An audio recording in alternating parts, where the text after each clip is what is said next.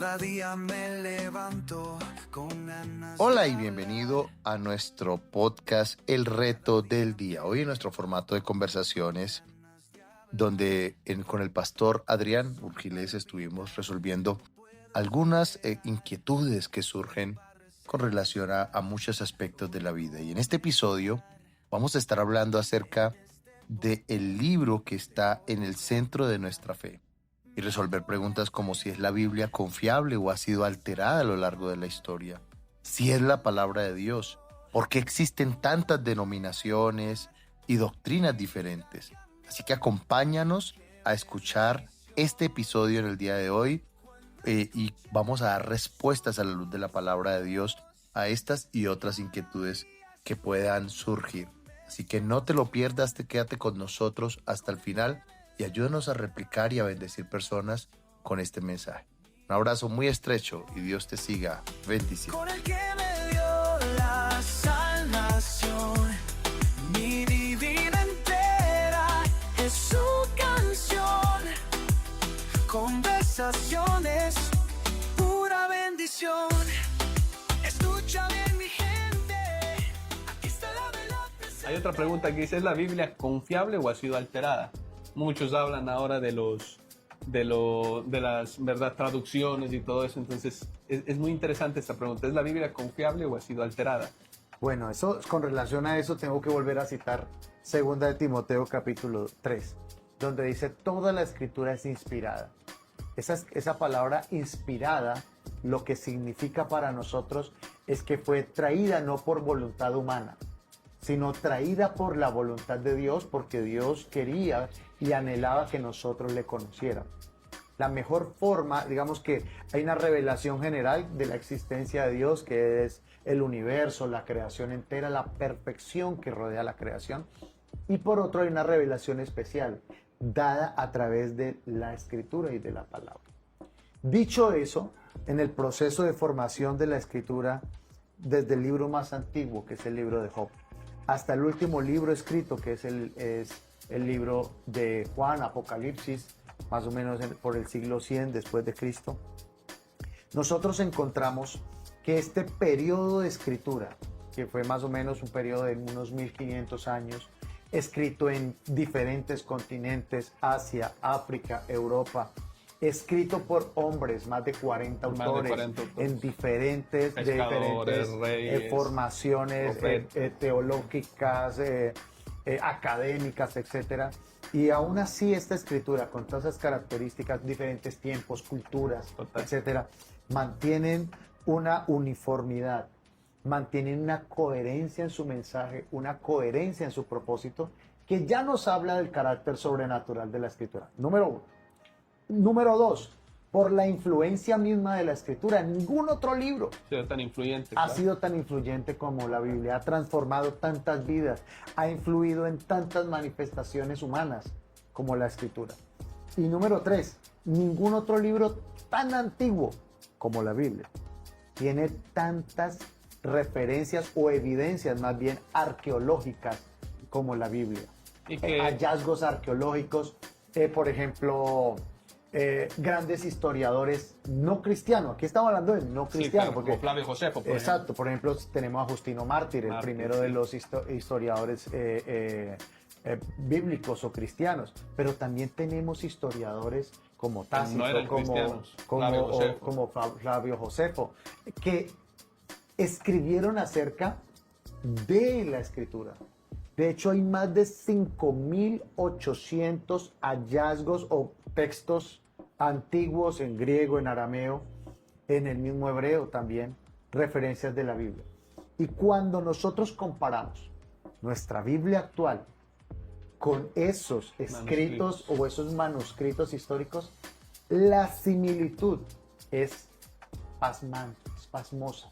Son casi idénticos. Es decir, los manuscritos antiguos no son copias al azar, no eso es muy claro que lo entienden, no son copias al azar que alguien cogió y dijo, va a copiar esto nada más, sino tuvieron que pasar por un canon, tuvieron que entrar por varias etapas. Tuvieron que pasar por un proceso, hubo un análisis de el canon del Antiguo Testamento, hubo un análisis también del canon del Nuevo Testamento, un Hubieron análisis. concilios. Exacto, concilios enteros. Así es. Para corroborar, no para declarar cuáles eran inspirados o no, No, no, no. sino para descubrirlo, cuáles guardaban coherencia y tenían influencia.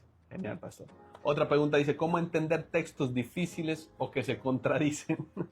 Bueno. La Biblia no se contradice, comencemos No por se ahí, ¿no? contradice, obviamente.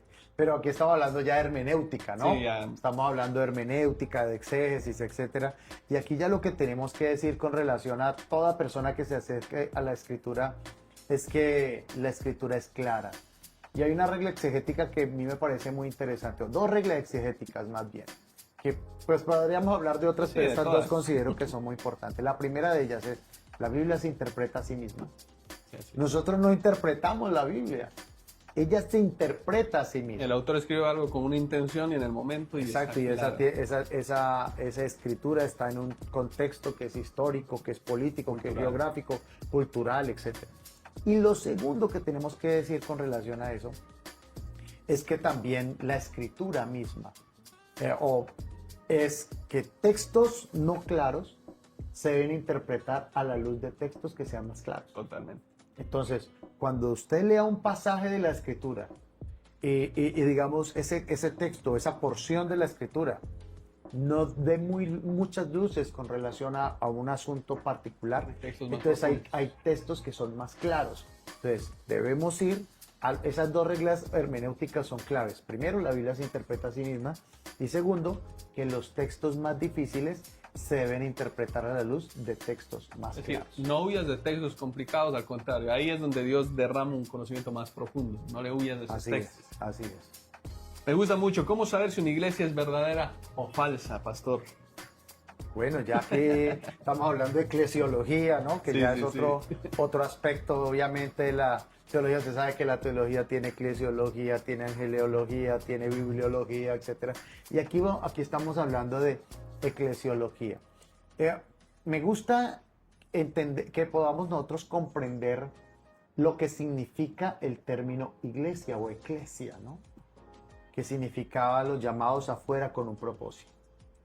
Y obviamente volvemos a las doctrinas, cuando las doctrinas, algunos líderes de la iglesia naciente del primer siglo empezaron a desviarse de la verdad, porque obviamente empezaron a llegar griegos con su filosofía griega, romanos con su teología pagana, etcétera, y empezaron a mezclarla con el evangelio y empezó a formarse ese sincretismo del primer siglo que el apóstol Pablo y los apóstoles lucharon con tanta vehemencia.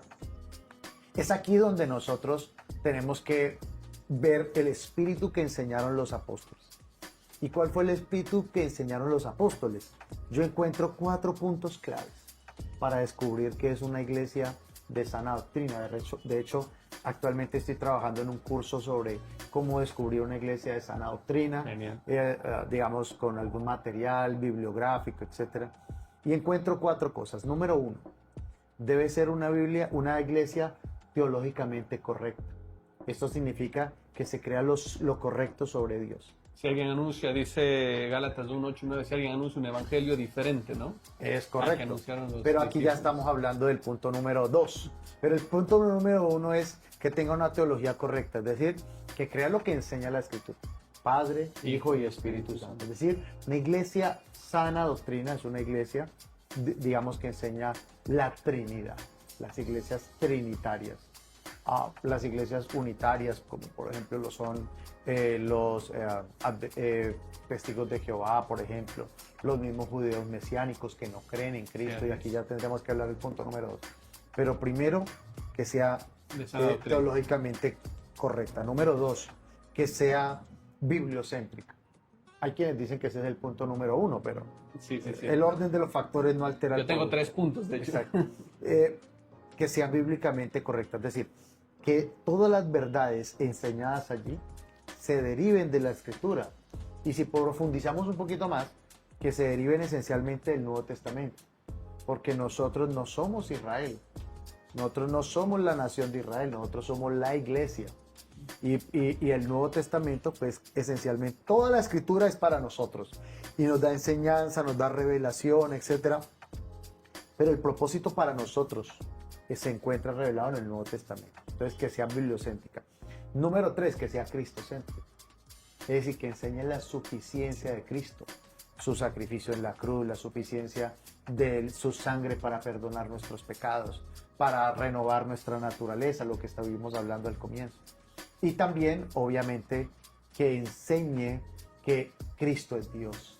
Aquí estamos hablando del punto número 1, ¿no? Sí, Porque el mesianismo no enseña. De hecho, el mesianismo está tomando mucha fuerza en nuestra sociedad. Está tomando muchísima fuerza. Por ejemplo, en zonas como en la zona Caribe, por ejemplo, se está extendiendo demasiado, donde dicen, no, Cristo no es Dios, es el Hijo de Dios, pero no es Dios. No, la Escritura enseña, y de hecho se han hallado hallazgos arqueológicos que muestran que la iglesia desde el primer siglo adoraba a Jesús como Dios. Esto es muy importante. Y número 4 es el buen ejercicio de la autoridad. Que es Una iglesia fundamental. que es fundamental. Porque hoy en día se han visto tantos casos, pastor, Espíritus de manipulación. tremendos. etcétera. Exactamente. Entonces, una de las grandes señales también para entender o conocer que una iglesia es de sana doctrina es una iglesia que ejerza correctamente la autoridad, no como un mecanismo de presión o de manipulación, sino de edificación, como dice Primera de Pedro en el capítulo 5, cuando dice que apacentar la grey de Dios, que No está se entre enseñoreen vosotros. de ellos, dice. Exacto, no enseñorándose de ella, sino siendo ejemplo, etc. Entonces, esos 4 puntos. Número 1, la Trinidad. Número 2, que sea bibliocéntrica. Número 3, que sea cristocéntrica. Y número Que ejerza 4, que correctamente. ejerza correctamente la autoridad. Genial, me gusta mucho. De hecho, Paz, para acotar ahí un poquito, la mayoría de sectas que se levantan son aquellas que fallan en 2 de los 4, bueno, en los 4 puntos, pero son más reiterativos los 2, que es, por ejemplo, tienen otra revelación aparte de la Biblia, que es la revelación plena del Señor. Entonces vemos el libro del Mormón, vemos otros libros. Las revelaciones de Ellen White, por ejemplo. Exactamente, entonces hay varios libros que no se centran en la Biblia, sino que dan una autoridad, algo externo, una revelación de hombres. Y cuando escucha algo así, huya de ese lugar porque no es una doctrina correcta. Y lo segundo, lo que usted decía, hay una manipulación. Hay una parte de un mal ejercicio en la autoridad. Así y es. es muy peligroso, por eso vemos casos como el de Estados Unidos, que este hombre Jim Jones. juntó a toda la gente y terminó haciendo un suicidio colectivo y tremendo por un mal ejercicio de la Mal autoridad. ejercicio de la autoridad. Bueno, y después de este episodio, de esta conversación, hemos visto que las preguntas sobre la Biblia no deben debilitar nuestra fe, sino ayudarnos, impulsarnos a estudiarla con mayor profundidad.